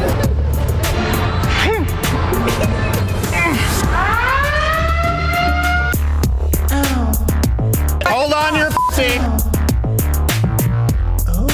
I'm Stephanie, and I'm pretty sure I'm pregnant. So your test came back positive. Really? We wanted to talk with someone about Plan B. Yeah.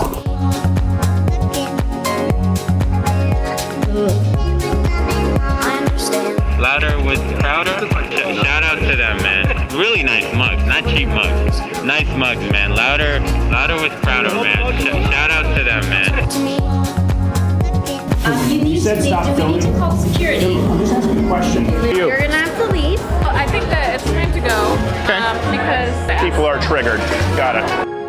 Hey YouTube, what you're about to watch is a new segment we call Change My Mind. Pretty simple.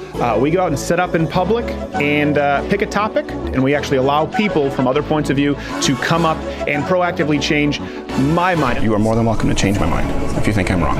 I am open to having my mind changed.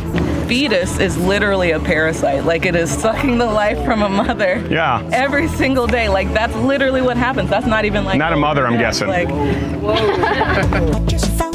To a city, the beats are big and the lights are pretty. So why can't we go to the busy where the dreams are in the sky? Would you be willing to, maybe in a follow-up, we could do a segment on this, go with me to a range, shoot for the first time, and purchase a firearm? Down. Yeah, I'm down. Good. Hey, right on target. You okay? Yeah. Let me put my fingers through your hair. It's all fair, it's all fair. I'm not full without you there. And there you are. Hey, do we grab hands? Is that okay? You gotta connect it over there. All right, he's teaching me. Okay. All right, look. This is where it's going. There it is. What? There it is. What? All the way around. Look at this. How about that? Look at this. All different races, genders, the power of dance. Of course, there are always those who aren't so excited to see us. I think you're a biggest, dude. Oh! I think y'all are racist. Steven Crowder. Y'all. I would probably punch him if I saw him. I just wanted to tell you, you're a white bitch. Whiteness is a cancer and parasitic to society. Wall would help it. They get away with it on this motherfucking campus. Really? Yes, they fucking do. If nobody invited him here, can we ask him to leave this campus? Is this being handled? Shut the up! Eat you ass you! Jesus Christ, ladies and gentlemen! Yeah! That's straight from me! Jesus Christ! Eat my butt! Would you like to come sit down? No. Make me to respect women, period! So you should respect women. I'm sorry, I am a woman, so fuck you! White people are cancer. We want to sit down with people in an ideal scenario and be able to exchange ideas, but when they don't want to, and they're acting like little spoiled brats / domestic terrorists, we've got to make them afraid of somebody. Hey, kids.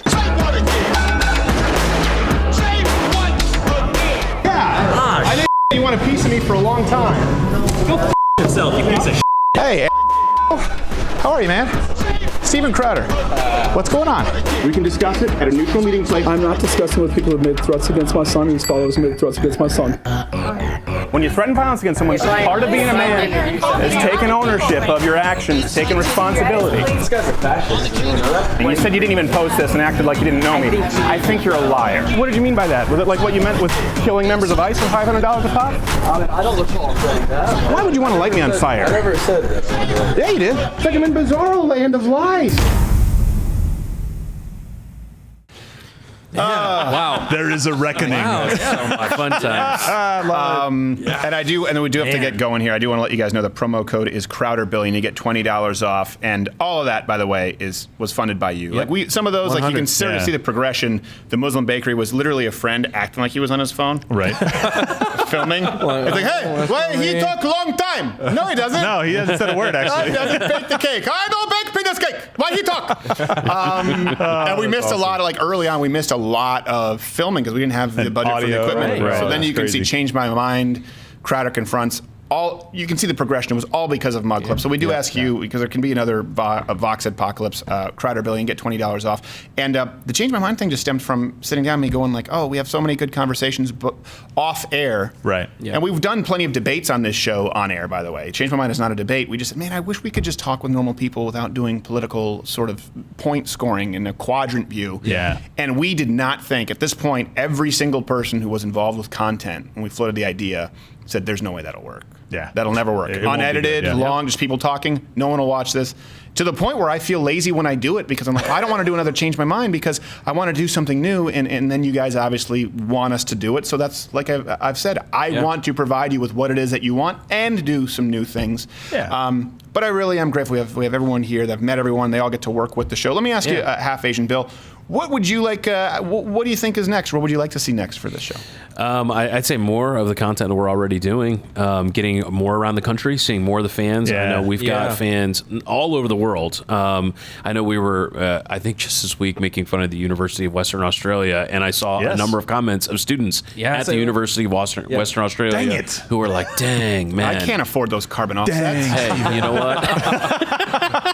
Hey, the fires are down. It's fine. We can go to Australia. No, I think doing more of that content and being able to get around the country is the number one thing. More of it would be more exciting for everyone. And I just love the energy and the sense of community that people have to be able to just hear some great viewpoints, some honest feedback, and some hilarious shit. So there, So there you go. We need enough of you to join so we can get a plane to go to Australia. Yes. Hey, actually, I'm only half joking because sometimes when we do the live shows, it ends up costing less to rent a plane. We don't get jets, but like we get like a turboprop to get all of our team out and all of this equipment because you're talking tough. about so much to go to campus. So obviously, we don't expect you to pay for a Learjet, but we can travel to Australia if.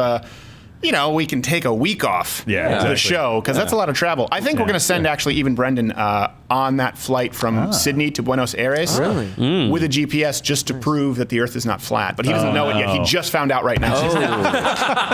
Nice. I want to concur, but for another reason, like it gives you an opportunity. Like my favorite memory of everything that's ever been done with this show was when we did the first thing at SMU. What was it? The Halloween Spectacular, or I can't remember which one it was. Right. But it was the first time, and you filled the auditorium, and that was just such a big moment for you. I really didn't fill the auditorium. No, but it happened. They all filled the auditorium, and They you did, guys yes. made it happen. I mean, there's no way I want to be clear. There is no way I could have ever done this show, that scale, like at SMU and these live shows at school. I had done stand-up before that. I may go back to doing some more stand-up in small clubs. We've talked about this when I have more free time. Could not have done it without this team of people. There's so much that goes into it. What's the insurance rider? Like $1 million just on equipment? We have to be there a day and a half in advance. So that's not false humility. I am so grateful to be able to do that kind of show because it was in here, but I could never make it here. And everyone here has made it happen. And you get to see fans because you deal with a lot of people pushing back on you, right, in life. Like you get us, obviously, but everybody else seems to be trying to attack you in different ways. And so it's great to be around fans, but it's also great for them because they get to be around a bunch of other people that are exactly like them. They're conservative people when it's not popular to be conservative. And so it's great for both that we get to do those live events. So let's get it done at Notre Dame. Let's go there. Notre Dame, baby. I know we talked about it. St. Mary's a long time ago before this show was daily. And I remember there were like 400 people who showed up. Yeah. And I thought that was all the people in the world back then. It was just me doing stand-up. And some kids showed up. And half the questions at the Q&A were about my time being the brain on Arthur. At this point, really like didn't exactly Arthur. have the same familiarity. Filter those out now. With my catalog. Well, thank you guys all very much, and we do have to get going. That promo code is Crowder Billion to get $20 off. And I will say, in watching that, there have been some things, obviously, we've created, we're proud of, the intros and the Change My Mind, and that's probably something I'm pretty proud of because I see a lot of other people trying to do the Change My Mind and approaching conversations in that way in real life. And if I can serve to help you with that and help equip you with that in a way that professors have failed you, then I'm grateful. But I was even watching that, that lady at the abortion clinic, we never talked about it, she didn't have that abortion. Yeah. Really? She didn't have that abortion. That's fantastic. We couldn't show that in the video because we didn't want to. It was a real kind of moral dilemma because we were going, what's more important? Is it stopping this abortion that this woman is getting anyway, or is it showcasing the horrors of abortion so that thousands of other people don't abort? And what we did was, with my permission, some of the girls who went in undercover, I said, they knew she was going in like the next week for the abortion. I said, we're going to release this video before then, so don't reach out to her right now. let us release this so we can still serve this purpose and get this out to the public. And then I want you to reach out to her. Yeah. And I don't know exactly what happened, but I do know that woman did not have that abortion. And we also had that girl who we did the Change My Mind with, who came back on the show, and then she was pro-life. Yeah. It's seeing those things like that really make the Change My Minds and the super videos kind of more important. It's doing something for the culture war. The wall, and also when I look back and see that one where I was shooting at the range that I sounded like death warmed over. Oh yeah, you were That's sick. right, a You were really bronchial sick. infection, Yes. pneumonia, all of the above, and I was at a gun range with nothing but gunpowder, and we turned out they couldn't buy. That's what's great about you, though, is like even whenever you're down and you're sick, or you're really stressed out, or there's bigger things going on, you're always really focused and able to do what you need to do. So we force you to work. Yeah, exactly. Coronavirus be damned. Whip me. I build a mead pyramid as well. There you go. But who knew? And then those girls tried to buy that firearm. They wanted the Walther. And that's right. I will tell you Of this: course. we didn't lead them. We let them try a Walther, Glocks, different firearms, and they all preferred the Walther. That's why we always just say try the Walther. And then they couldn't purchase it because they weren't 21, and they needed to be 21 for a handgun. Yep. But afterwards, they had changed their view completely that you can just purchase a gun without a background check. Right. All right, and then I will say, I was just seeing kind of Hopper in there. I was like, I kind of tugged on my heartstrings a little bit. And I appreciate, by the way, the support. I get a lot of pushback. I think a lot of times people focus on haters or they focus on negativity, and you get that when you're in the public sphere, right? You get a lot of people who aim that at you, but it is so far outweighed, I would say, by what we do here, by how many lives that we see we've touched, how much this show means to you guys, and honestly, you mean every bit as much to us. I would say more. To me, when I look at the billion, I go, oh my gosh, this is what these people are choosing to tune into this. At a time when media is so fractured, at a time where you have a million different options at any given moment. Remember when we thought media was getting too fractured because of cable, because of dish? Where people have 200 stations. Wow. Well, now there's 200 more just in that pause. Were just created. And the fact that you choose, and one thing too, people at YouTube, people in these social media consulting companies, they often look at our numbers and they're dumbfounded at the number of people who just come in every day to watch our videos, whether you're a subscriber or not. And so we've been able to survive a lot of these algorithms. It's a changing landscape because of your loyalty. And man, I hope that we've earned it. I hope that we have billions more. And this really means a lot to me. The show. I don't mean the billion views, just the show. Being able to do this, and I will do it as long as I can and my body allows, which, may not be that long because I'm not only on the FBI ISIS kill list, I'm on the premium frequent flyer list. Yeah. So thank you, Walter. We appreciate your security help. Promo code is CROWDERBILLION. We are going to be releasing some super videos here coming up next week. We'll be back to our regular schedule. Thank you so much. I look forward to reading your comments and hearing back from you.